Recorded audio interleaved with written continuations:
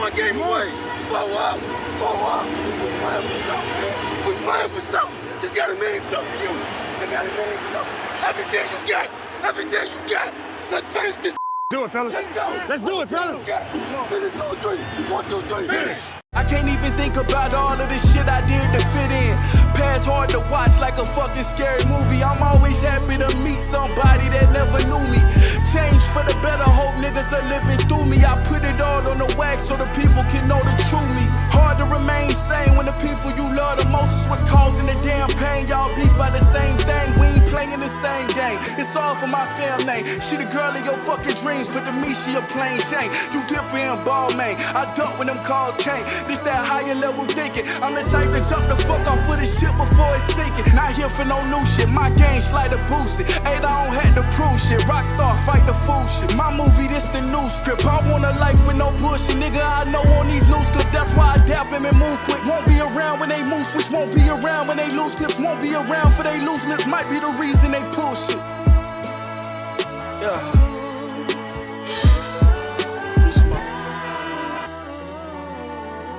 You don't understand what's happening here. I'm in God mode nowadays, son. I'm the tribal chief. I'm the head of your table. I'm the provider around here, huh? I'm the greatest of this generation, no questions asked. I'm the greatest universal champion of all time, which makes me the greatest to ever do this. You know, I done watched that movie once. I think it's called Once Upon a Time in Hollywood. That is definitely not what that shit is called. It's called One Night in Miami. It's that movie that's got Muhammad Ali, Sam Cooke, Jim Brown, and Malcolm X. I like the movie. I really do. That scene at the end where Sam Cooke performed, or the man playing Sam Cooke, when he performed A Change Is Gonna, which is to my black people out there, A Change Is Gonna Come by Sam Cooke. That's gotta be like a Negro anthem. I know Negro national anthems. I know what those, I know that's a specific thing. I know what Negro hymns and that shit is, but do we consider that one? And I'm not saying in shit like to be disrespectful, because I'm with it. I'm saying like, do we consider that one? Like, you know what I'm saying? Like one of our Down by the Riverside classics. I mean, the motherfucker do start the song off by I Was Born by the River. I remember this video, bro. I don't know why this shit just popped up in my head, bro. Where them those two young ladies was talking about they was down by the river. They was shaking that ass, popping pussy, doing something, making that cash. That shit was a banger. I ain't gonna lie. That was some slick wordplay right there. But listen. I was just trying to see if that was... Back to that movie, bro. Is that I cannot for the life of me understand yet. And I done seen this movie a couple times. I don't understand what's Jim Brown's purpose in this movie? Like, I really don't understand what I'm supposed to see in him in this movie. I'm confused. I'm not saying it's a bad actor now. Like, I'm saying like I don't know what I'm supposed to take from his role in that movie. I got a couple things I could take from it, but I'm not sure. I need to do some of my research on Jim Brown. Either way. Yo, man, what the fuck is up, bro? Welcome to another episode of Kicking It with Saint. Check us out, bro, tonight. We're about to recap this San Francisco Seattle game. Listen, I'm not disappointed or embarrassed that I took Seattle. I went out on a limb, and I told you, I gave you every reason as to why I thought, why the 49ers could have won the game. And they did win the game, Bob. That pressure is ridiculous. They at the point, like I said, their defense, like the Jets, can just win you games. The difference between them and the Jets' offensive system is nothing like, and they don't have a Christian McCaffrey. That's as simple as that. I'm interested to see what Brock Purdy would look like without Christian McCaffrey having a great game, because I feel like Christian done been great every game that Brock Purdy done started. But I'm not going to overhype Brock Purdy like some people is, but I got to give this dude some credit. Like, this dude was the last pick in the draft, Mr. Irrelevant, and this dude is making the plays. Like, I'm not going to go crazy, say like, I saw somebody say, is it too late for him to be in the MVP conversation? I'm not gonna go crazy, say nothing stupid, but I mean, to me, this was his best game so far. Like, people was going crazy about his last game. I done watched every start so far, and his start that wasn't a start, where he came in for Jimmy G, which was basically a start because he was basically there the entire game. But either way, I do think this situation kind of remind me of the Dallas Cowboys situation where you got Cooper Rush in there and he got a great defense behind him. This is kind of like that, and to an extent, this might be even better defense than bro, Nick Bosa is better than Joey Bosa. For one, he stay healthy. Two, I just think he is a more impact player. And Joey Bosa a stud when he on the field. He just ain't never on the damn field, it feel like. But Nick Bosa is a fuck. Listen, I know we crack a lot of jokes on Nick Bosa on the internet, on Twitter, but that motherfucker is a stud. I mean, it just is what it is. On top of that, Nick Bosa, I'm at the point where I think I don't know how great all the dudes on this defensive line for San Fran are, but I know they better with with Nick Bosa on the line. When he on the line, all these motherfuckers are studs. When he not there, it's so-so. I just know he seemed to be like a generational pass rusher at this point. Like, we talk about Micah Parsons a lot. We talk about a lot of other dudes.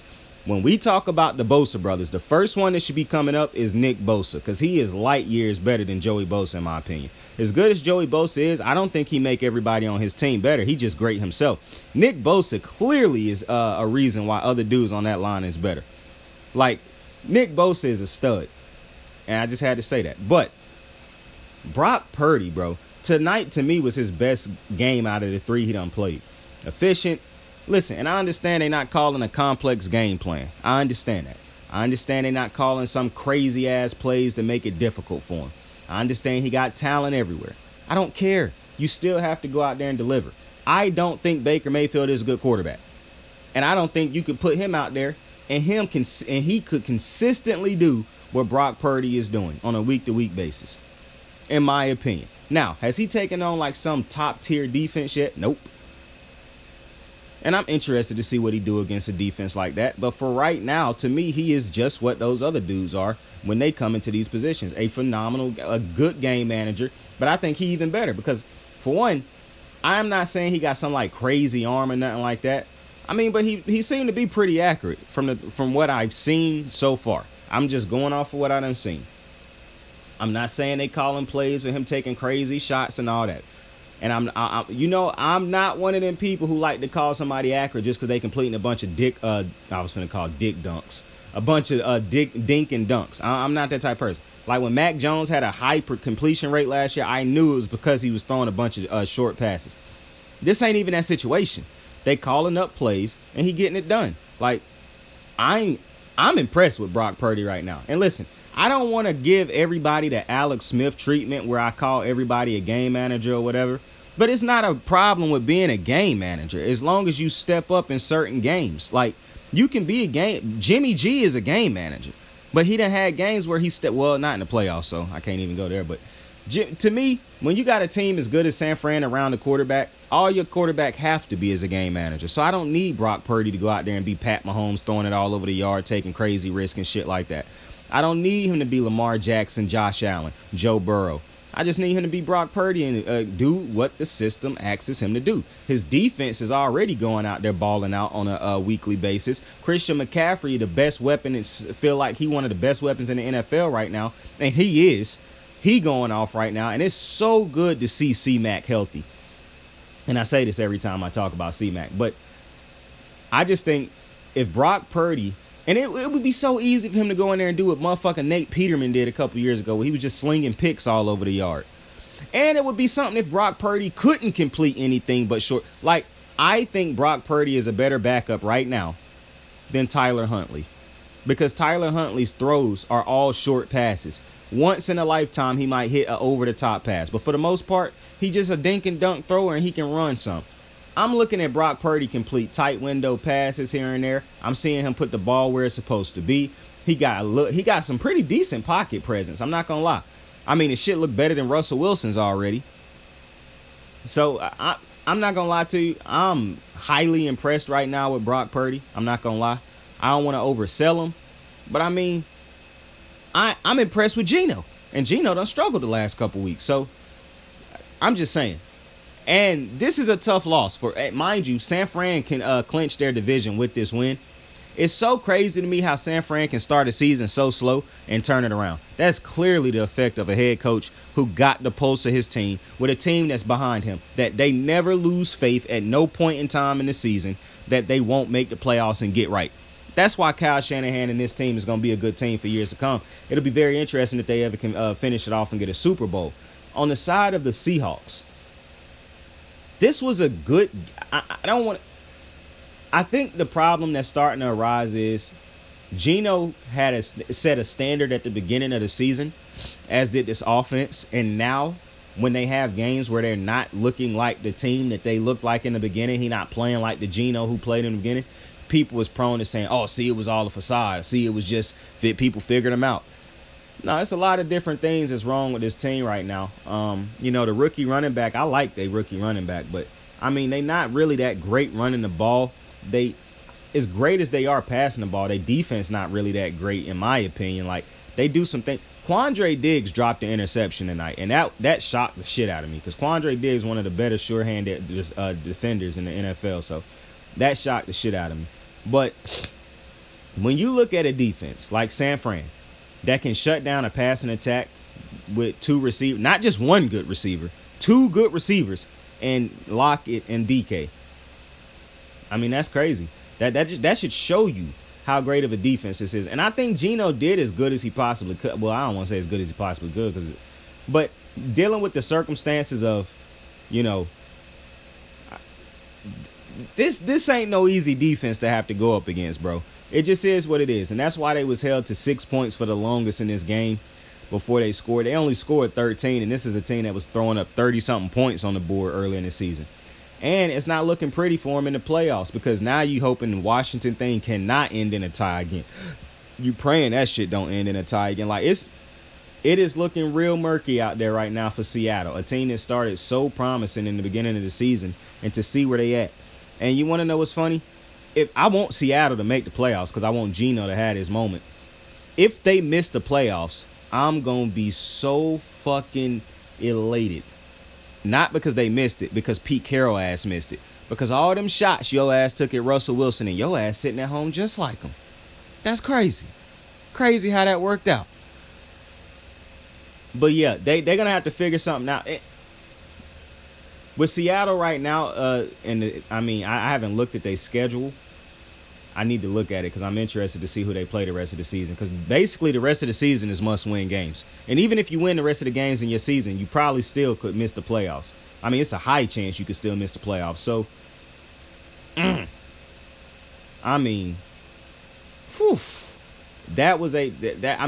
you was at home. That is a big loss at home to a division opponent. Yeah, this could be the loss that end the season for Seattle. I'm not going to say their season over yet. I think this team still got a lot of fight. Plus, when you have you 7-7 now, and I did think eventually the Seahawks would level out because I didn't think the defense was that great. I didn't think the offense was going to be able to carry them for as long. I still think they'll finish over 500. But boy, you just got you got bit by the Purdy bug, bro. Brock Purdy is going out there having great. I'm not going to listen. Obviously, it's a difference between, a Patrick Mahomes great game and these great games that I'm talking about from Brock Purdy. But when you got a player who can go out there and execute like that, and one of the things that made me so happy, because we just talked about my man, the WWE wrestling fan, George Kittle. We talked about how he haven't been as productive the last couple weeks. Big game for George Kittle. And George Kittle is a team guy. You probably never gonna hear him complain. And so he always gonna have these moments where eventually, his consistency and is gonna pay off. But I'm just so happy when guys like George Kittle have big games because the dude do everything the team want him to do. He don't bitch and complain about nothing like that. Even though I have no problem with receivers who, get irritated when they don't get the ball enough in context. If the quarterback going out there spreading it all around and they having success, but you want to be AB and like, yo, fuck everybody else, just get me the ball. That's a whole different situation.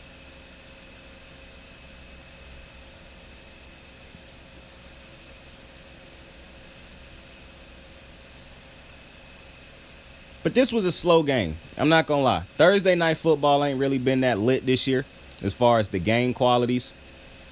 They're going to have to figure that shit out because Al and Herb, phenomenal crew. Unbelievable crew. And I like Al anyways because I liked him in Collinsworth. I really think all three of the major crews, and I done said this already, Monday night football crew lit, the Thursday night football crew lit, and the Sunday night football crew lit from top to bottom. I like the analysts. I don't really watch Monday night pre-shows, but all the other ones, they got that shit to a T. I absolutely love these crews. And Al Michaels and Herb Street, imagine if they had bangers all year, or mostly bangers. Bro, they done got a couple duds this year. I mean, they had a 2-game streak where nobody scored a touchdown. So, if they can figure that shit out, like the games, oh, man. Lord only knows how much better the football going to be. Because they got the broadcast figured out. They got that shit figured out. And I was seeing something and I don't want to talk about, we don't talk about NBA basketball during football season, even though shout out to my guy Steph Curry. Heal up, big dog. If TNT walk away from the NBA, which would make no fucking sense, I would love to see Amazon pick it up, bro. Amazon keep giving me reasons to renew this subscription, bro. Peacock, the biggest reason I got a subscription for them, though, because, WWE. I know that ain't got nothing to do with Amazon, but that's my most, that's really the only subscription I have is a Peacock subscription because I watch WWE pay-per-views. I don't have a subscription for nothing else. Because Amazon Prime, my mama got an Amazon Prime account, so I just use hers. I'm not paying for Amazon Prime just to watch Thursday Night Football. Especially not no Thursday Night Football games. It's not been no bangers. Now, if I had absolutely no choice, yeah, I'm going to pay for Sunday. I'm going to pay for it. But other than that, and then I got the NBC app, plus Peacock let you watch. Peacock also let you watch Sunday Night Football, too, now that I'm thinking about it. Peacock, the best app, bro. Easily. And that's the only things I watch on it. My mama be watching them Chrisley's Knows Best. My mama watch a lot of shit. My mama use every single app, bro. It's not a show on none of them apps that she won't watch and find something to watch on. Like, she will get on every app and find something to watch, bro. Police dramas is her bangers, bro. She watching police dramas back to back. I'm happy she got out of that ER stage that my sister put her in. My sister had my mama watching ER every day. Every time I come see my mama, she watching fucking ER. I'm like, yo, what is this? Or Grey's Anatomy. That's what it was. Grey's Anatomy. Not ER. Fuck that. It was Grey's Anatomy. She was watching that shit every day. I'm like, yo, what is going on? Every time I call her, what you doing? Watching Grey's Anatomy? What? Shit's crazy. It was wild. But listen, man. Some other things from tonight, because that was the basis of the implications of that game is severe. Because the Seahawks are not guaranteed a playoff spot now. Because you got so many other teams in the NFC, like I just talked about the Commanders and the Giants who play on Sunday night. Both of those teams are 7-5 with two less losses now than the Seahawks. I mean, you got and those two teams in the same division, and they can make it. You're not getting over Dallas or the Eagles, so it don't matter if Dallas or the Eagles win the division. Both of them gonna get in over the Seahawks, especially because the Seahawks can't win their division anymore. I want to say one more time, it is absolutely amazing to me that this 49ers team is 10-4, seeing as how the season started for them. That's just unfucking believable to me, bro. Like this, and this is the second year they started slow and finished fast, and finished strong. This is a unbelievable team. I mean, Jesus Christ, this team can draft, they can coach. Man, this is a fucking squad, bro. Like the 49ers is real, man. Y'all know how I feel about Kyle Shanahan. I basically love that motherfucker. I'm always talking highly of him. But this motherfucking team, man, from top to bottom, John Lynch, all them dudes, man, this is a fuck. Shout out to Greenlaw, too, the middle linebacker. That motherfucker is a stud. I don't talk about him enough. This fucking team, bro, they done found a way to get a dominant pass. You know what this team look like? The Jim Harbaugh, this team resembled that Jim Harbaugh defense. Just a new age. Man, this fucking 49ers team, bro. Good Lord, this is a great team. Jesus, this is a great team, man. The quarterback questions they had at the beginning of the season. Jimmy G getting hurt. They on their third quarterback, bro. They on their third quarterback. The wildest part of all this is the only quarterback that didn't really look great for them this year was the one that started at first. And that's no indictment on Trey Lance. But, I mean, this is insane. Because I think Trey Lance would have looked good if he had kept playing eventually. But this is just a well-run organization. This is an organization that is ran the way people give Baltimore the credit for being ran. Like, Jesus Christ, bro. That decision to go get Kyle Shanahan was unbelievable. And they haven't looked back since.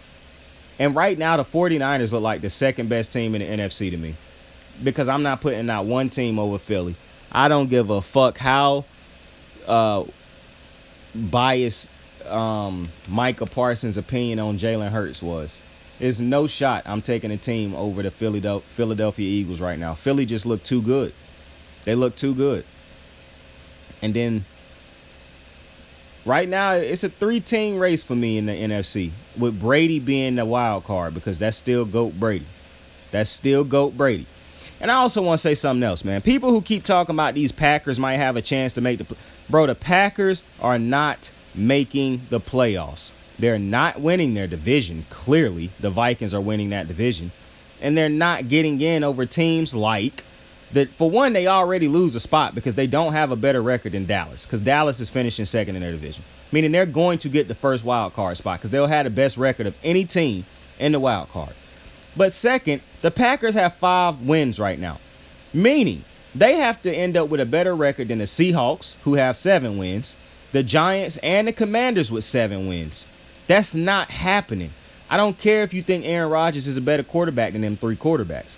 The team as a whole right now, well, I don't even want to say the team, because I don't even think the Packers as a team have played bad. I think Aaron Rodgers has been bad in that offense, which is weird because they didn't have to be this bad this year. But decisions were made. And I'll continue to say that. This could have been a good team this year if they had just went full head at steam into running the ball. They got 2 dudes who is very much capable of running the ball, with Aaron Rodgers just throwing 20-something passes a game and being highly efficient. Instead, they chose to go another route. So, it is what it is. But I was going to say let's look forward to some of these Saturday night games, but nah, I'm not doing that. I'm going to have a different show for that tomorrow. That was my Thursday night. Do I want to hit on anything else when it comes to this? Oh, yeah, real quick, bro. For the Seahawks, man. Let's just say the Seahawks don't make the playoffs. I think they will make the playoffs because I think that the Giants will lose out. So I think it's 3 playoff spots, right? And with those 3 playoff spots, I think the Giants I think the Commanders will get it. I think the Seahawks will get it. And I think the Cowboys will get it. If it is only 2 playoff spots, I still think they'll end up getting it over the Commanders and the Giants, even though I think the Commanders are a better all-around team than the Seahawks. Because I cannot let go. My only problem with the Commanders is the fucking quarterback.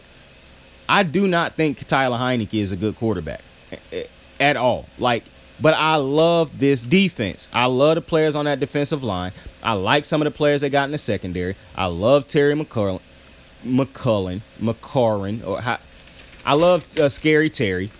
I really like this Washington team. I do not like the Giants team. But I think the Seahawks, I trust Geno in that offense, those offensive pieces, and Pete Carroll, to where if they get to a point within the next 3 games where they have a chance to, if you win these games, you are in, because the Giants and the Commanders fall out with losses and whatnot, I think they'll get in. Because Dallas definitely getting in. There's no question. Dallas is getting in. You're not worried about a team from the NFC South. You're not worried about a team from the Minnesota's division, because none of those teams have more wins than the Seahawks currently. Matter of fact, the Seahawks currently are 2 games up on the Packers.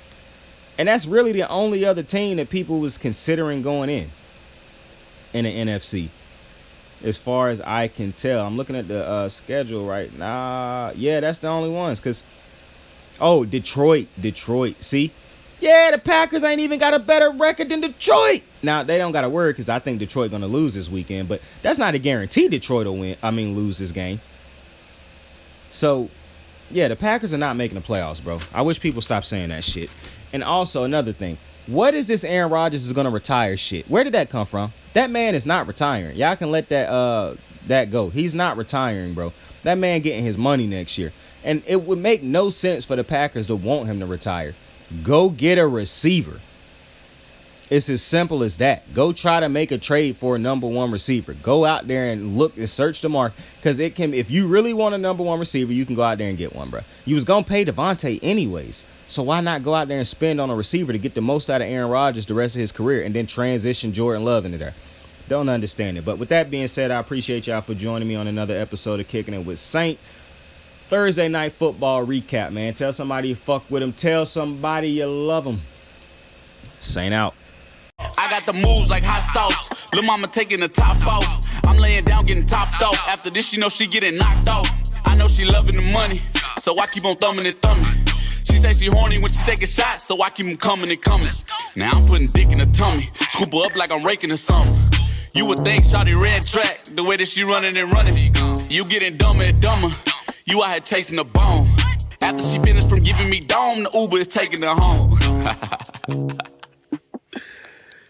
Tight.